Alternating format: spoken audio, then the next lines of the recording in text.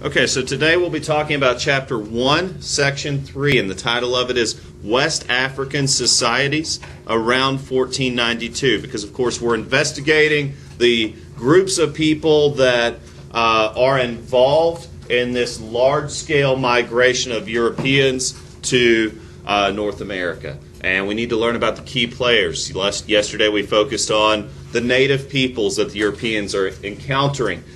Today we're going to be focusing on these West African societies that were largely involved in the exportation of slaves over to the New World. And we need to understand several things about the culture of this area since it was deeply involved in the movement of millions of people over to where we live today. So West Africa in the 1400s is a home to a variety of different peoples and a variety of different cultures. In fact, in the continent of Africa alone, the largest landmass on the planet, there are over 200 different spoken languages. So it's a gross generality to refer to Africa as a single group of people.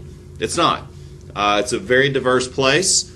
It's the largest landmass on the planet. It's bigger than North America. It's bigger than any other continent. And so it's extremely diverse. So perhaps one of the most famous geographic areas in Africa is the Sahara Desert, the world's largest desert. It is so large, in fact, that for many thousands of years, the Sahara Desert served as a natural barrier between sub-Saharan Africa and the rest of the world. However, there was a significant trading network connecting West Africa to North Africa, Europe, and Asia. And it was called the Sahara Highway. Traders would cross the Sahara Desert or go around it. And as we talked yesterday, trade, the free exchange of goods between individuals and groups, serves as an important avenue for the exchange of ideas and cultures. And it was through trade that the religion of Islam came to the kingdoms of Mali, which was renamed Songhai, which is now Nigeria, and one of the important places we'll focus on. Now, by the 1470s, the Portuguese, a small country neighboring Spain,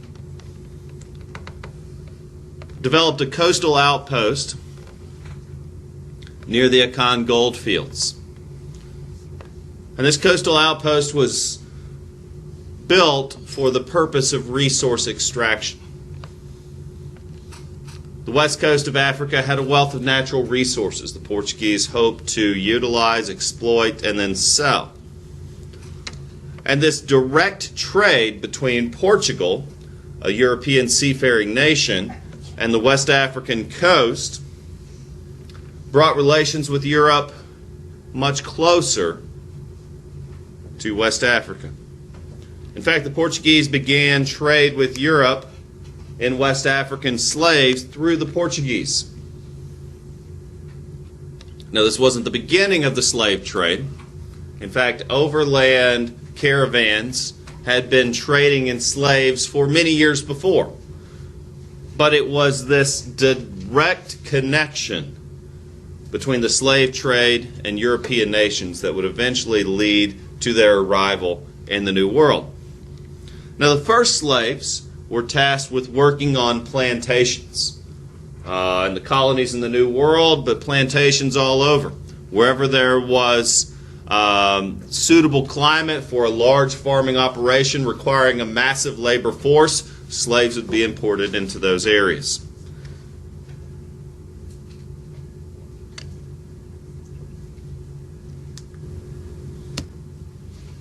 Now, as I said, the Kingdom of Mali, later renamed Songhai, became extremely powerful and wealthy. And by the mid-1400s, they controlled the trade around the Sahara Desert, became extremely wealthy and powerful. The most famous ruler of the Songhai Empire was Sunni Ali, who ruled until 1492. And under his rule, the empire grew to its largest landmass in their history. Askia Muhammad, the devout Muslim scholar and logistics organizer, wrote about this time period. And during this time, the capital of the Songhai Empire, Timbuktu, became a famous center of learning and commerce and culture. The Songhai Empire controlled many of the different regions of West Africa. Another important geographic area in Africa to understand is the savanna. Savanna is a dry grasslands type of region. Think of the Great Plains of the United States. It's not desert, but it's certainly not temperate rainforest like what we live in. There are many other kingdoms, but this is the first one I wanted to focus on because they became the wealthiest and the most powerful and were deeply involved in the slave trade. So many of the slaves that came to the United States came through this area. It's an artist's rendering of the city of Timbuktu, the fabled capital city of the Songhai Empire. And these desert caravans would bring goods to trade in exchange for slaves, and they would often connect directly with the Portuguese slave traders. The next kingdom I want to talk about is the kingdom of Benin. This kingdom was focused around the forested areas in North Africa and traded directly with Portugal and the Songhai Empire. So they dominated an area around the Niger Delta where the main river in the area began to fan out into very fertile land. The ruler of these people was called the Oba. And this person directly controlled trade. And the main craft in this region was metalwork. And of course, perhaps you've heard of the Congo River.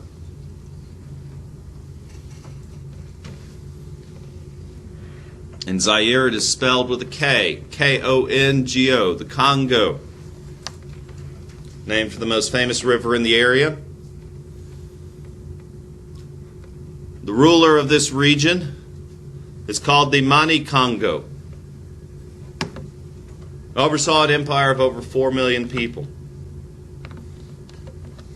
Congo's system of government was very similar to European nations at the time in that there was a monarchy but a very complex bureaucracy that actually ran and administered the empire. It was a large empire with a kingdom of 4 million people. And again, I'm explaining them to you now because they also were deeply involved in the slave trade. A little about the family and government. And I have to generalize here because we're talking about several different societies. As we discussed yesterday, one of the most common ties that bind us is family. And it's been that way throughout human history. Family, kinship, it's the most basic form of society. And leadership in these societies is passed down through family, through common descent. And it is this lineage that decides who inherits, and this can also be passed through marriage. Within families, similar to today, the oldest relative is the patriarch of the family. They represent their family in council meetings. And groups are often joined together based on a common language, a common history, and a common territory. And so when we think about what defines culture, what brings a group of people together, these are just simple, general factors that bring people together. A common language, a common history or a shared set of experiences, and then often proximity.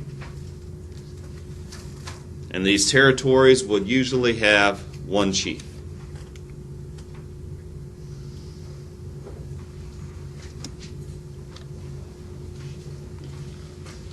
Now a little about the religion of the peoples of West Africa.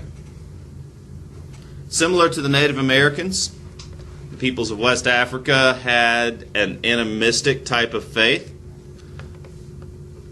meaning that these people believed that all beings have spirits. And like the Native Americans, many of these West African peoples believed that when you died, your spirit resided in this world and continued to influence your descendants and those of your tribe. Many of these cultures believed in a single creator.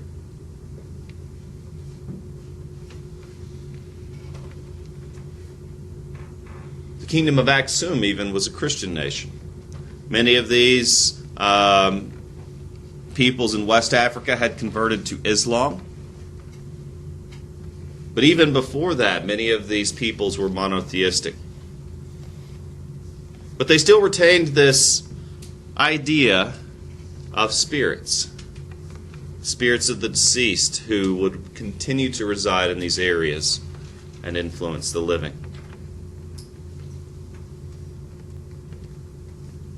Well, Islam and Christianity don't share this belief about spirits. Both are monotheistic religions. Both Christianity and Islam teach there is one God. But both religions teach that your spirit goes elsewhere after you die. That it doesn't stay here.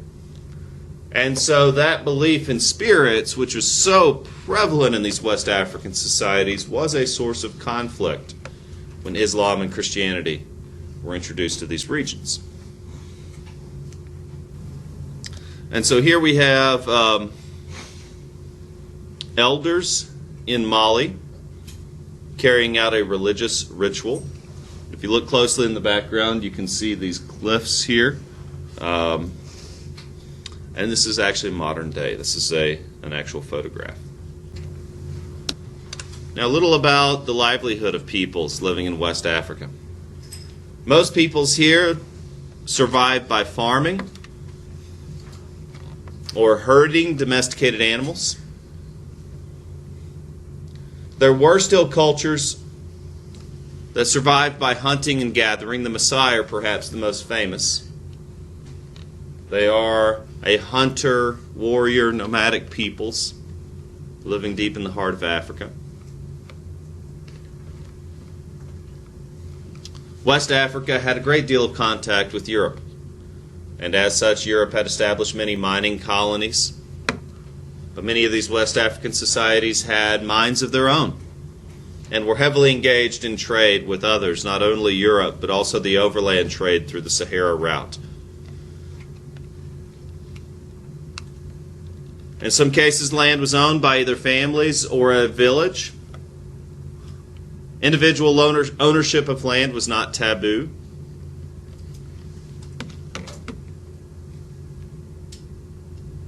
But as I said before, slavery had long existed as a practice in West Africa, even prior to the United States. Slavery is one of the oldest institutions. We have records of it in the most ancient civilizations. Slavery still exists today in some parts of the world. And though we hope to put an end to it, this oldest institution has managed to endure. In West African societies, slaves are the lowest social group. Slavery is not an inherited status in West African culture. So unlike the United States, slaves were not necessarily born into slavery. They were often captured in warfare, between local tribes, or sometimes slave traders would kidnap people out of their own villages and families. And I'll show you a clip of that coming soon. Slavery was not necessarily permanent. Slaves could be freed by adoption from their owners. They could marry into freedom, or they could purchase their freedom. There were not strict rules regarding the outcome of a slave's life.